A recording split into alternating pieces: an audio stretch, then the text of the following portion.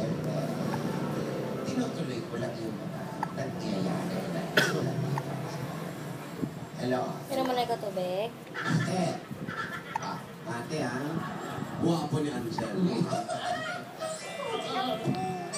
Alam mo masama ang tingin sa akin, ha?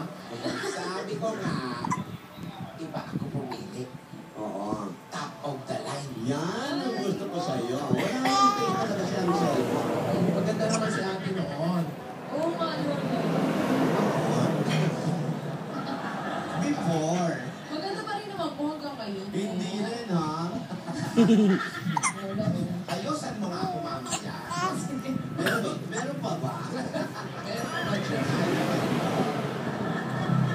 Oy, pen. That big? Wow. Ganda, ha? Oy, ate, sandali lang. Hindi mo na ba talaga mapipigilan si Ansel mo? Papunta na sa airport. Sabi lang niya, cute. Mua, chuk. Lola, cute po. Hindi kiss. Ibig sabihin cute po. Ibig sabihin po doon, keep in touch. Di ba yung... Kiss? Oo. Mua, chuk. Kiss po ito. Si Ansel mo kasi walang kiss. Ay, Alam mo, bilib din ako sa'yo, ate, Alam mo, bilib ako sa'yo. Lalo na, ibababa niya yan. Ate ko nga po yung kaya. Ay, mabuti nga tayo. Magkwento namin ni Ansel mo yung sa kaya. Kasi nga siya.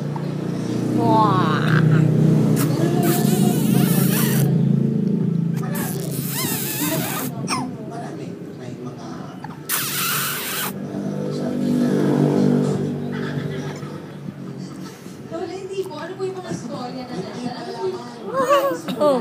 ayun, istorya. Marami ito naman. Oh. Meron dito noong 1951. May 1979. Meron pang patungkol sa hinaharap. Naharap? Mamumula ka ba mo sa atin? Hindi lang mga past. Hindi naman na Hindi hinaharap ba? Ipagkas pa rin naman. Naalala niyo ba yung kwento noon ng babaeng nakilala ni Mama sa Paris?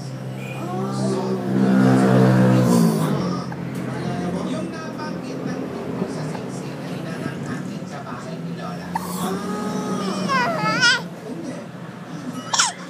Tubig? Matagal na yung bata pa kami noon. Ano ka ba naman? Lola, nasa akin pa po yung siksik na yun. Talaga na sa'yo? Maiwawala ka na sa'yo. Nasa bahay. Parang dati na. Lola, di ba po yung babae yung nagsabi, yung singsing na nasa alahasan sa tapat po ng malaking silo?